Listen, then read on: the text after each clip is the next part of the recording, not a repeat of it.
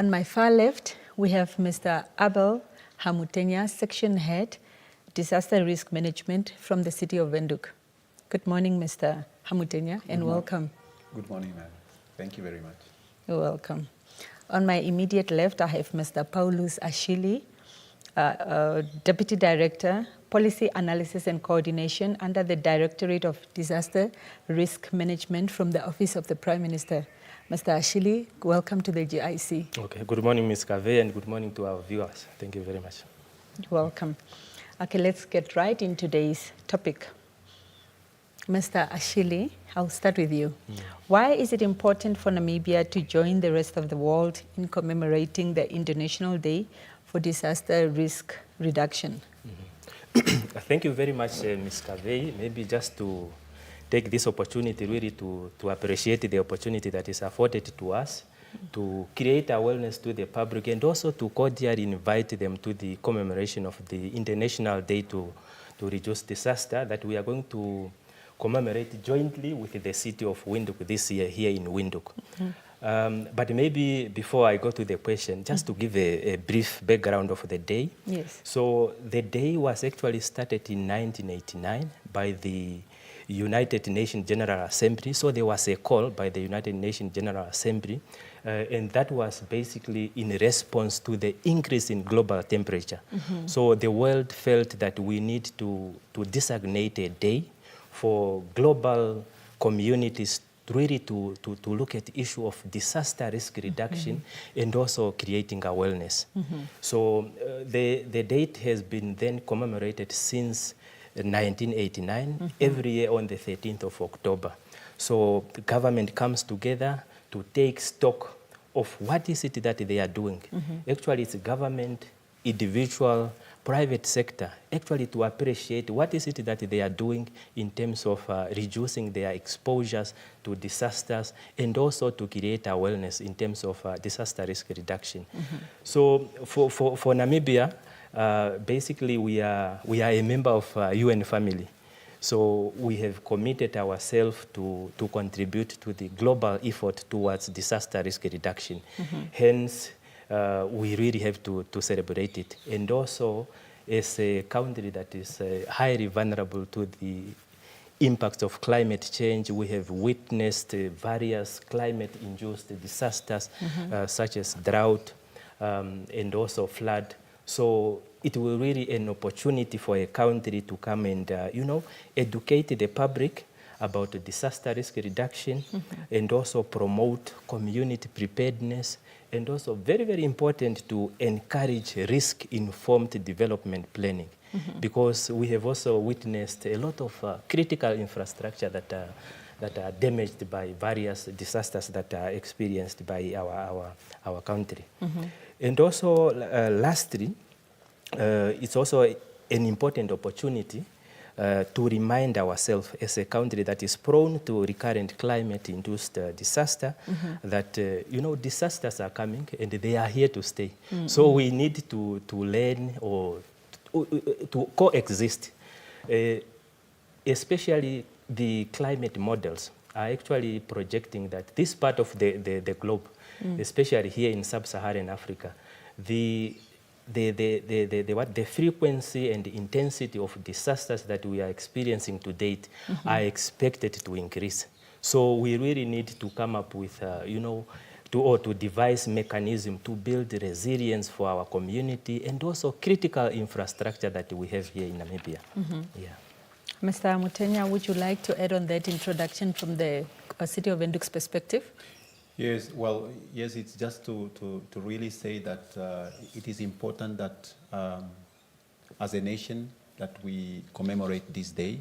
It is for us to be able to create the much needed awareness starting from the individual level or household level, but also going up to the organizational level and going up to the country level.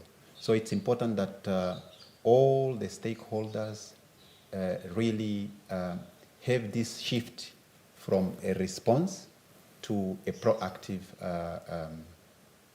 way of thinking, so that our day-to-day actions as institutions, our day-to-day actions as governments as day-to-day, our day-to-day action as individuals, they are such that they are risk-informed. You see, it would be too catastrophic to only think about disasters when the disaster is already happening. Exactly. We do not want to think like that, because then we wouldn't have taken any precautionary measures, wouldn't have had any systems, there wouldn't be any policies whatsoever for us to be able to cater for such. So it's important that we remind ourselves all the time about who we are in terms of our country being very much disaster prone. And there are various hazards in our country. Mr. Ashley mentioned about droughts and also flooding. One can talk about fires, but one can also go as far as disease and so on. So all these hazards that we are prone to as a country, we have to devise mechanisms, we have to have policies, we have to have plans, and above all, disaster risk management is everybody's business, and it has to be mainstreamed into all our development plans and all our sectoral plans, and so it's important that we commemorate the day. Absolutely. Now let's look at this year's theme, which is Fund Resilience, Not Disasters. What does this mean in the Namibian context? Mr. Ashili, you can take this one. Okay. Well, thank you very much, Ms. Kaveh. So the theme for this year it's really very interesting. It's Fund Resilient, Not Disaster.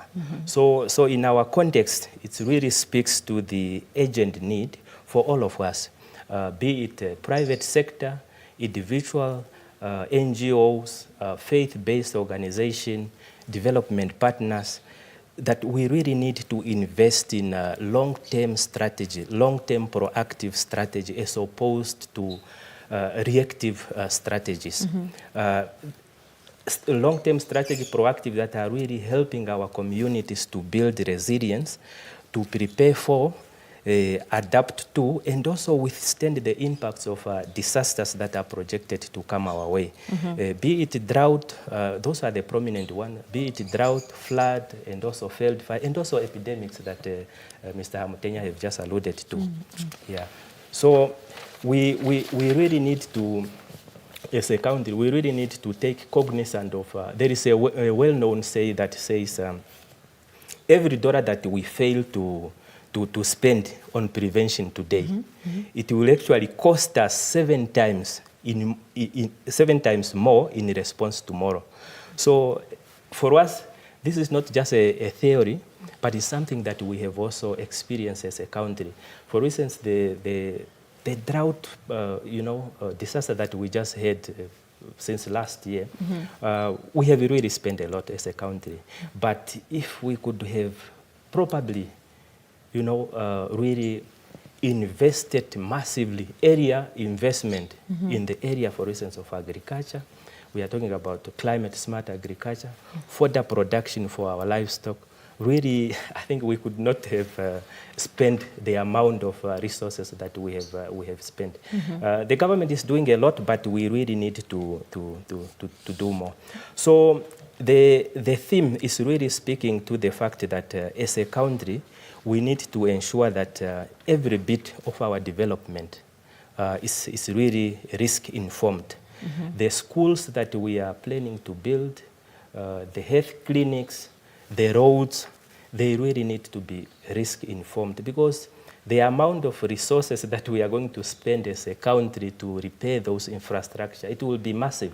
And this really means that we are going to divert resources that was meant for education, resources that was meant for, improving our health facility, resources that was meant to uplift our livelihood. So we are diverting resources to other areas that we were not supposed to channel through. So it's also, advocating for, early warning system. We need to improve our early warning system. We know we have our meteorological services here, but our country is vast. And of course, resources will not allow to make sure that all the weather stations are available at the corner of our country. So we really need to invest a lot, and also to achieve the call for the United Nations General Secretary, who said by the year 2027, everybody should be covered by by early warning system. So the theme is really highlighting the need to integrate risk and climate adaptation in every policy that we have. So this will be the best investment that we can make as a country. If we make sure that, issue of disaster risk reductions are mainstreamed in our development.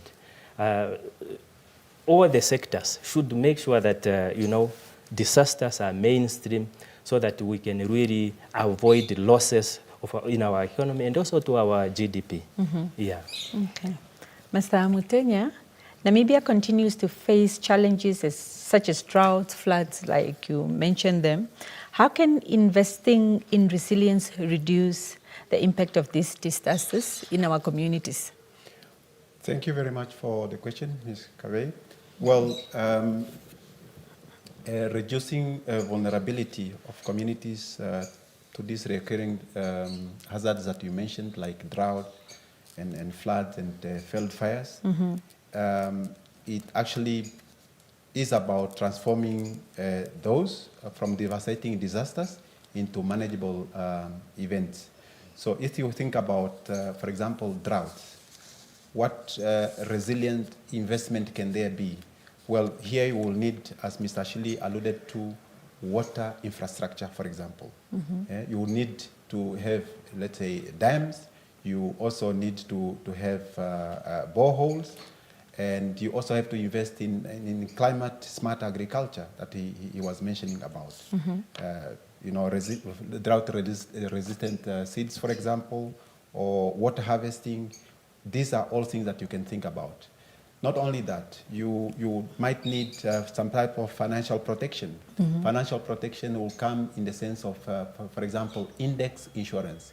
It's not something that is spoken about so much in Namibia, but index-based crop insurance can actually help a lot when it comes to mitigating droughts. And so the impact reduction for communities will be that you will have, it will protect food and water harvest, water security, to also prevent massive livestock losses, and also avoid displacement or reliance on emergency food aid.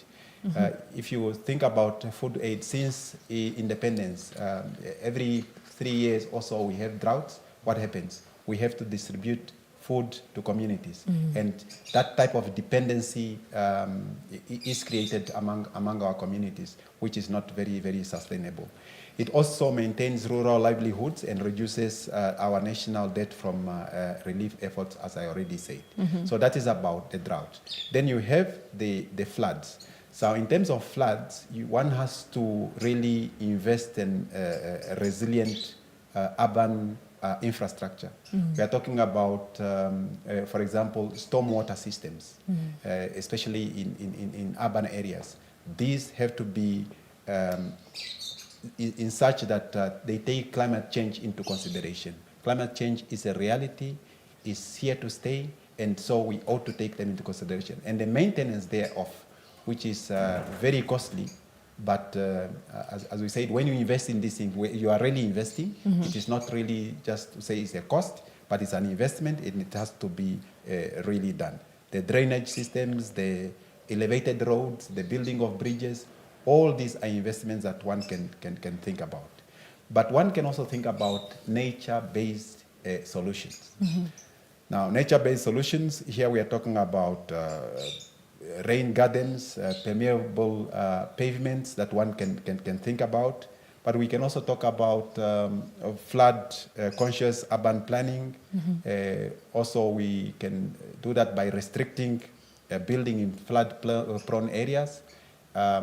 That's one area that one can think about. And then in field fires, early warning systems ought to be in place, satellite systems that Mr. Ashili was talking about, and also community fire management. So very common issues are that we ought to have fire breaks in various areas. These are things that we have to always do, and also creating awareness among our people so that all of us can really come to the party.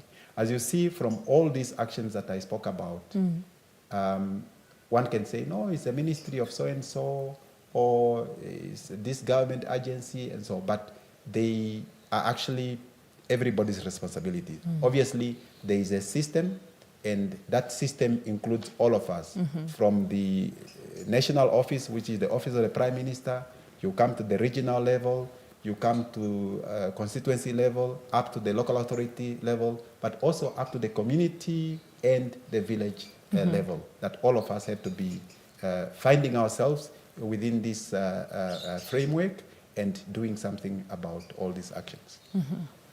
Okay. Mr. Ashili, please share examples of how Namibia has benefited from investing in disaster risk reduction and resilience measures in the past. Well, thank you very much. So, given our vulnerability as a country, the government have really done a lot. If you look at various interventions that the government have really implemented through various ministries, such as the Ministry of Agriculture in the area of food security, we have really seen, the penetration of concepts such as climate smart agriculture. Our communities are starting to embrace the concept of water harvesting, and we have also made a huge stride in water provision. For instance, drilling of deeper boreholes in a rural area to provide much needed water to our people, and also to link this boreholes to production. So the idea that we are pushing, for instance, now at the Office of the Prime Minister, I think you have also heard what the Right Honourable Prime Minister has said. We want to roll out what we call special programs to all the constituencies of our country, really to make sure that we build resilience. But just to add again, other initiatives are such as seed varieties that we have been, distributing to communities through the Ministry of Agriculture.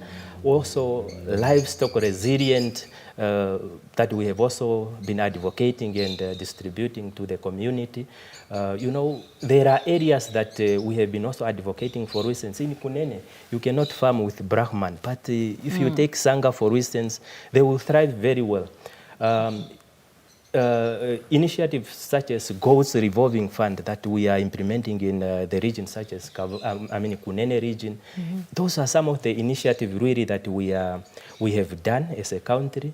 In the area of renewable energy also, we have also made some dents there through the Ministry of Energy Industry and through the Solar Revolving Fund. So people or community are able to go there and get fundings to come up with renewable projects, for instance, to water their garden and also to provide light. Also, maybe just to add, aside from the Office of the Prime Minister, we have also went ahead to profile all the hazards that we have in the country, because it's very important to understand the risks. So we have now profiled all the hazards. We know what is occurring where, and we are also able to tell, for instance, how many people are likely to be affected in a certain community, because we have already gone up to enumeration area. So I just wanted to show our viewers. So this is the document that we have developed. It's called Risk Profile for Natural Hazard. So we have profiled all the hazards that are occurring in Namibia. Yeah. So be it flood, be it drought, be it field fire. So it's really a critical document that is informing development of our country. And what we are doing also with other stakeholders, such as the University of Namibia, we are now looking at coming up with a resilient program towards those risks that we have identified. So it's a strategy that really want our various institutions, communities, to implement so that we can really reduce the risks that our country is facing. Yeah. So the government have done a lot, but there is always a room to do more. Exactly. So we need to really pump resources in resilience so that we can withstand some of these hazards that are projected to come our way. Yeah. Where is the book available? Is it available to the public, by Yes, the way? the book is available to the public. We have copies, but it's also available online. Maybe I will leave the link later so that Sure. our viewer can also have a look at the document. It's a very critical document. We developed this documents in collaboration with the University of Namibia. So scientists at the University of Namibia assisted us to profile all the hazard that has been experienced in our country and also continue to be experienced. Yeah. Okay. Mr. Ashili, staying with you, how does commemorating this day help raise awareness among Namibians about their role in preventing and reducing disaster risk? No, thank you very much for the question. Really commemorating or remembering the International Day for Disaster Risk Reduction will really help our citizens from all the walks of life, to understand that disaster is not just a government issue like what Mr. Mutenya has already alluded to, but it's everybody's responsibility. We need to play our part so that we can really, build resilience. Hence, this day will really draw the national attention to the importance of prevention, preparedness, and also build resilience. It will also provide an opportunity to educate the public how various actions can play a pivotal role in reducing risk and also vulnerability, especially the backyard garden. It can contribute a lot to food security at the household level. Issue of water conservation, livestock resilient farming, and so forth. And also to encourage community involvement. Because when people are informed and they are involved, so they tend to become part of the solution, as opposed to just waiting for relief. So it will also promote the culture of, building resilience and also partnership. So we have invited various stakeholders from NGOs, private sectors, to come and showcase some of the best practices that they are implementing in their space, so that we can also replicate it to rural areas for our people to adapt to the hazard that our country is facing. Mr. Mutenya, what actions should government, local authorities, and communities take to shift resources from disaster response towards disaster prevention and resilience building? Well, starting with the government, it all starts at that house where laws are made. So Parliament. So in that sense, obviously there should be a legislation, and there is. The Disaster Risk Management Act, Act number 10 of 2012, that's where it all starts. It spells out every entity's responsibility. But at the same time, it's also about budget allocation. So at the central government level, there must be the policy in terms of budget allocation, some type of ring-fenced mandatory percentage towards disaster risk reduction in the country. So that is very, very important. The other aspect is also the risk-informed planning. So that too has to start up there. If you look at the NDP 6, disaster risk management is enshrined in there. If you look at some of the strategy that the Office of the Prime Minister has come up with in recent times, or the themes or areas of focus, disaster risk reduction is also there. So that's at the national government, and also there is a need for incentive in terms of the private sector. So private sector has to, if there is some type of incentive that the government can come up with, that will actually help very, very much, maybe some tax breaks or incentives and of one way or the other, maybe for the farmers who invest in resilient infrastructure and practices, that could also help. But then you have the local authority level, and that's where I come from. So again, upgrading of infrastructure is very, very key that it's done. And especially in urban areas, we talk about stormwater infrastructure, but obviously there is also other infrastructures like roads and bridges and so on, and also even the central government or elsewhere, there is also a need to always make sure that your telecommunication systems are in order and that are resilient, that they can withstand every shock in terms of, for example, flooding. At the local authority level, you also have to enforce risk-informed zoning. The land use planning is very, very key within local authorities. So nobody is supposed to be settling in risk-prone areas. So enforcement thereof, adherence thereto is very, very critical. And this is not only a responsibility of the local authorities, it's a responsibility of all of us. So it goes to the decentralization aspects. Because if there is this decentralization, obviously we will not have too many people also moving to the local authorities, but they would rather be at their villages, be at their areas of origin, because development is also taking place there. So it's a whole systemic way on how we can deal with these things and it needs them. But also at the local authority level, you also need operational budgets. These budgets within the disaster risk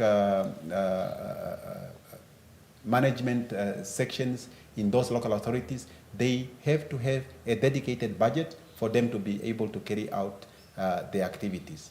So at the moment, so far as I know, the dedicated budget, you find it maybe a little bit within the city of Windhoek, but in terms of our Disaster Risk Management Act, it says that the local authorities ought to have disaster management portfolios or systems. So that is very much needed. And then you have at the community level, community action. That's where things must be happening.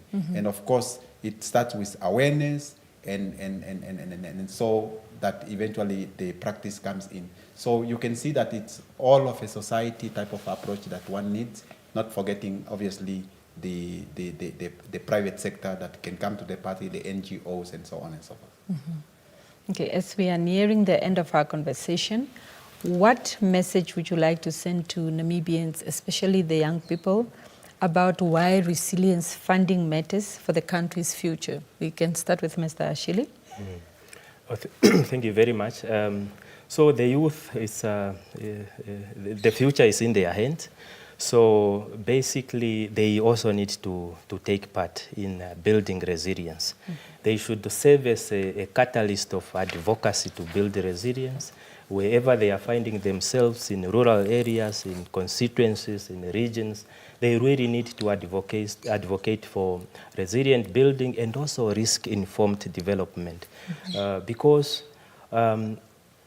if a disaster strikes and then we are spending resources in reconstructing, we are actually depriving resources for the youth upliftment in terms of their education, or not only education, but also in terms of their health, in terms of their upliftment.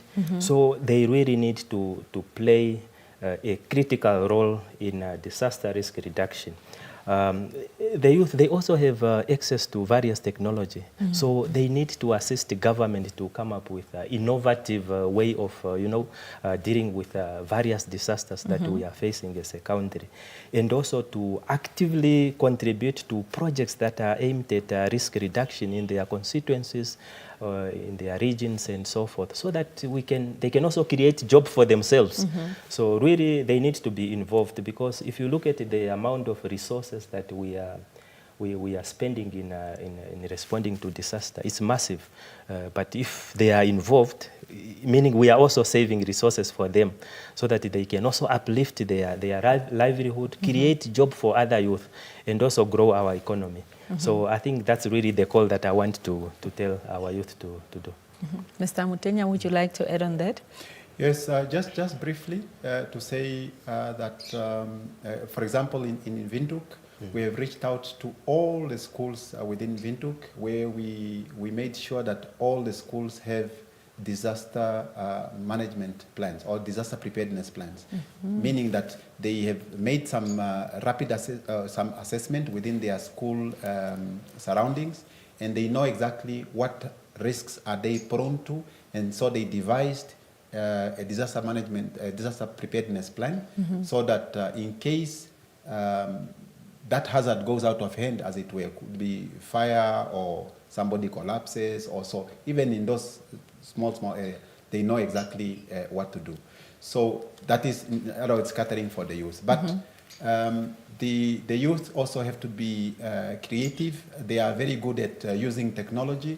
And I think one area that we always want to focus on is early warning systems. So if they are able to create some apps that can help the system, we are going to be very, very happy. But also in very small actions such as littering. If you look at our communities, whether it's in local authorities or elsewhere, there's a lot of littering. So we really want to appeal to our communities, including young people, that littering is not the way to go, because that waste that we are creating as we are littering can also clog the stormwater systems, and so it goes a long way. So I think when we have this prevention is better than cure type of attitude or mindset, it goes really a long way in building community resilience. Maybe the one aspect that I forgot to mention earlier is the matter of business continuity. And really this goes a long way in terms of all of our government institutions and private institutions to always have business continuity plan that is made in a very proactive way, not in an emotional way, so that we can take care of the things. If something was to go wrong, we know exactly what to do so that business can still continue, even as we face a disastrous situation. Okay. Mr. Ashili, how can partnerships with the private sector, NGOs, and international partners help Namibia strengthen its resilience to disasters? Well, partnership with the private sector, NGOs, development partners is really very, very critical in complementing government efforts in responding to various disasters.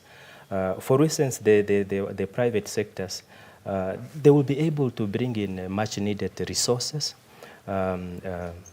expertise that we don't have to respond to disasters, issue of technologies. They have technologies that we can capitalize on, and also some NGO, for instance, they have that grassroots level connectivity with our people in the ground. So it's really very, very critical for private sector and also NGO to complement the government efforts. Here we have already witnessed in Namibia, we have really seen how various private sectors are, assisting the government, NGOs, the drought relief program that we just concluded. We have really seen how also various development partners have really come on board after His Excellency have declared the state of emergency. We have really seen, various, support that are coming through. The issue, for instance, for the failed fire that we just had recently, we have also seen various, private sectors come on board to assist the government, volunteers also coming on board to assist the government. So private companies, for instance, they have innovative technologies. For instance, during flood, they will be able to provide, for instance, satellite imagery, GIS mapping, and also real-time data so that we can, inform our public to evacuate of imminent disaster. Ms. Hamtenya have talked about the issue of insurance, risk transferring mechanism. So there is an opportunity really for private sector, and we have also, in fact, we have already engaged some of them here in Namibia that are really willing to take up the risk, the issue of risk transferring mechanism to implement weather-based index insurance so that they can really meet the government. We are spending a lot, but if we transfer some of the risks to them, they are willing to take it up. Issue of capacity building, we are talking about the public-private partnerships that can really improve critical infrastructure, for instance, roads, and also transport and so forth, energy and so forth. And also, just to add, there are some private sector that are really willing to assist the government at any time, even with their transport, to transport relief materials to affected communities. So it's very, very critical. They have already started, but we are also encouraging those that have not, started to come on board to assist also the government, so that we can build that long-lasting resilience for our community. And also, on the day that we are going to commemorate next week on Monday, on the 13th, we have also extended invitation to various stakeholders, private sectors, NGOs, so that they can also come and showcase some of the best technologies or practices that, government can, employ, or also our community can upscale, so that they can really build that, long-term resilience to the impacts that we are, or disasters that are projected to hit our country. While we are there, Mr. Mutenya, can you maybe explain to us what is index insurance? Well, index insurance has to do with, it's mostly used in agricultural setting, where, and it's also heavily capitalized by the government. And what happens is that because it's also linked with some type of technology, so it will mean that if, for example, the area of a certain area, let's say Karas region, it is projected to have low rainfall according to the forecasting. And the members that are there in terms of agriculture and so on, in other words, you already forecasted that they are not going to get much out of their crops, for example, if they were having crops in Karas region. So then that insurance, even before they could claim, that insurance will actually pay out. So it's already indexed. So in other words, it will already predict that, okay, by March or so, you should have been having some type of yield, but because of the weather, or not weather, but because of the low rainfall that we know that it did not happen, then that insurance can actually pay out before you even go and claim. So the claim aspect, going to the insurance company and filling forms, will be taken away. It's a triggered type of insurance. Okay. So, but I think it's one aspect that we can talk more about, maybe in future talks, so that because it's not very much well known. You have index insurance, you have impact insurance. Mr. Shiro was talking about parametric insurance, but it's an area that is a bit new, but which can actually benefit all of us, communities, government, and also the private sector. Exactly. Staying with you, Mr. Mutenya, what has the city of Windhoek done so far to build road infrastructure resilience and minimizing floods' impact on road users during the rainy season? Oh, that's a mouthful. We are all road users here. Yes. So the city has a very proactive way in doing that. It is true that during the rainy season, one sees a lot of potholes here and there, but all these things we have a maintenance program that is in place, that is continuous. Whether there is rain or no rain, there is a budget and a program that is linked to that. Of course, when it comes to any budget or doing any type of work, it also subjected to procurement systems and processes that ought to be followed. So if you have driven around Windhoek recently, you would notice that we don't have as many potholes as we had some months ago. That means that the maintenance program is already ongoing. But we also realize that with our riverbeds or channels, stormwater channels, they are also being cleared. There are contractors that are on various sites as we speak that are busy clearing those systems. So it's really a very continuous system of improving on that. Building roads, you will realize that there is quite a number of roads that are being built, and also a number of potholes that we are busy doing. So it's part of our really ongoing efforts to make sure that our road infrastructure is well maintained. Obviously, it has its own challenges because there are some other inherited ways and so on that we are still dealing with, and also budgetary issues. But we are on the ground and we are working. During the rainy season, you cannot be, it's raining and also you are also repairing the road. It will not be a smart investment. Yes. That's why there was a lot of potholes during that time. But as we speak, we are on the ground and we are busy, and it is a continuous way of work that we are doing. There is a question from Facebook from Zakaria. Please display it on the screen.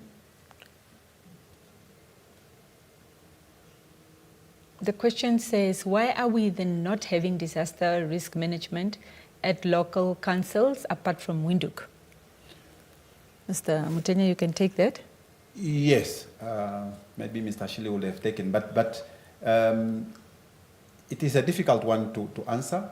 As I was saying, the Disaster Risk Management Act prescribes that the system starts, if you want, from the community level up to the office of the Prime Minister level. That means that at the village level, you ought to have some type of structure, committee, some type of a committee.